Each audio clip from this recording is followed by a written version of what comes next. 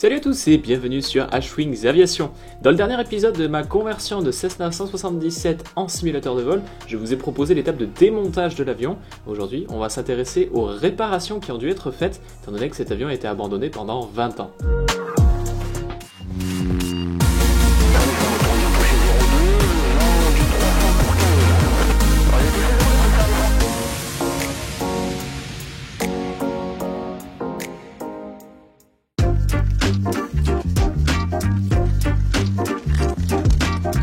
Dans un premier temps, il fallait commencer par rendre sa mobilité à l'appareil. Peu après sa réception, on a donc fait le nécessaire pour que des nouveaux pneus et nouvelles chambres à air soient montés sur les jantes. Les pneus que vous voyez là sont des pneus de notre TB9 qui ont été escalopés.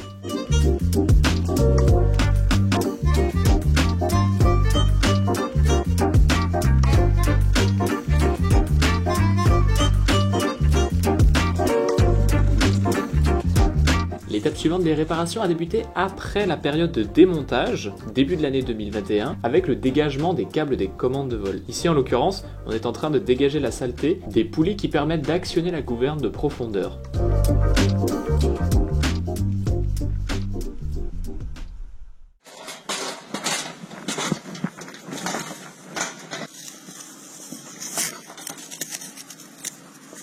C'est fastidieux. Mais je reste patient parce que comme c'est pas la dernière fois surtout que je vais le faire, mieux vaut s'armer de patience dès maintenant.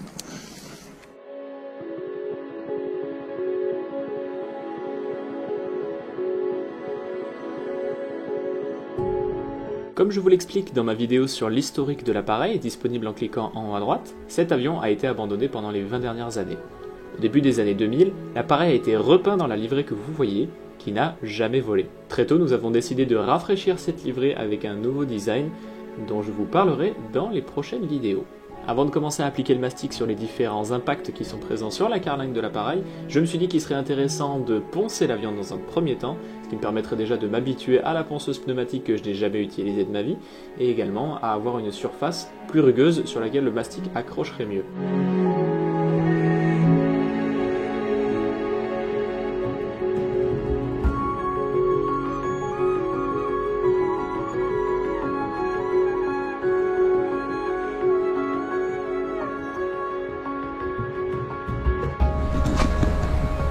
Ceci a bien entendu nécessité le nettoyage du dessous de l'avion qui a été assez compliqué.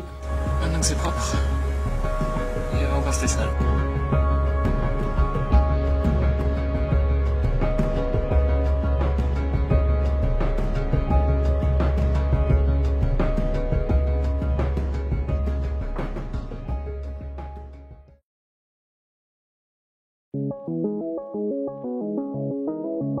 Gardez bien à l'esprit que c'est la toute première fois de ma vie que j'utilise du mastic, et en effet j'ai mis un bon bout de temps avant de m'y habituer. Aujourd'hui encore, je suis loin d'être un expert.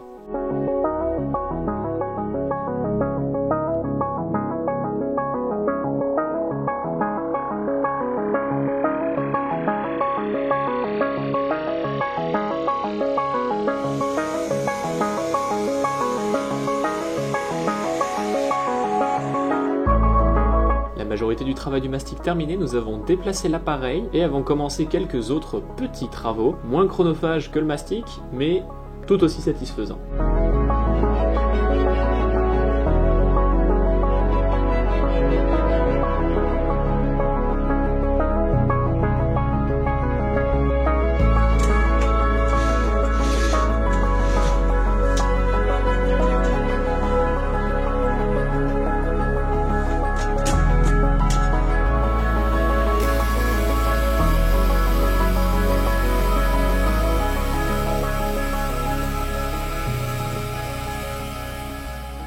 Je viens de remonter le bâtimoteur qui a du jeu.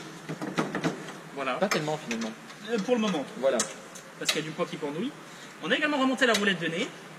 Et on rencontre une difficulté assez problématique qu'Antoine va vous exposer. On l'a monté à l'envers quoi.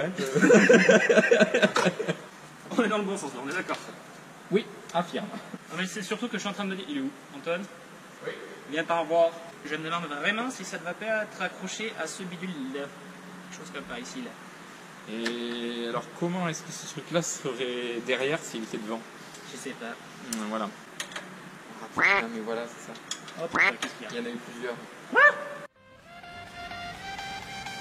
Non, c'est bon, elle est à l'envers, elle est à l'endroit. Mais le truc à l'envers. Ça, c'est un 160, c'est pas un 177, ça. C'est pas 167? Non. Oh putain. Oh putain, on est à l'envers. On était à l'endroit tout à l'heure.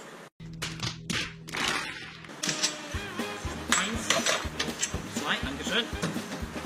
You spin me right round, baby, right round, like a record, baby, right round, right round.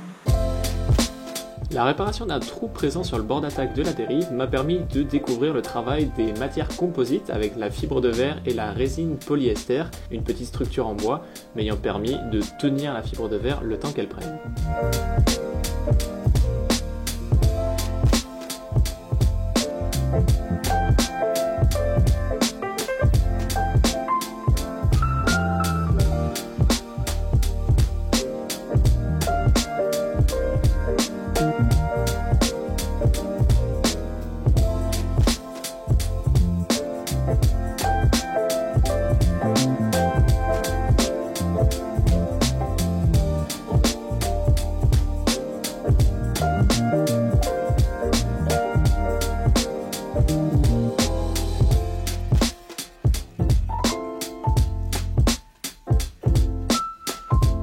Bien sûr, le travail a été terminé avec notre bien-aimé mastic, qui m'a permis de rendre sa forme au bord d'attaque.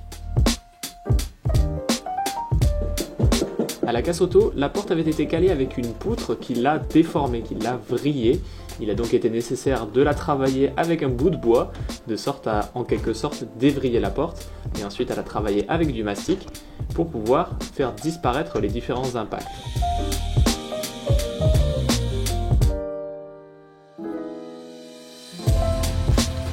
Ces travaux de réparation terminés, il était temps de s'attaquer à la préparation de la peinture de l'avion, qui sera l'objet de la prochaine vidéo. Je vous remercie pour le visionnage de celle-ci. Si elle vous a plu, n'hésitez pas à vous abonner, n'hésitez pas également à commenter et à visiter mes différents réseaux sociaux listés en description. Si vous avez des conseils, des recommandations, n'hésitez pas non plus. Vous pouvez enfin consulter ma chaîne YouTube afin de retrouver toutes les vidéos de la playlist concernant cette conversion de Cessna Cardinal en simulateur de vol. Et moi je vous dis à la semaine prochaine pour une nouvelle vidéo.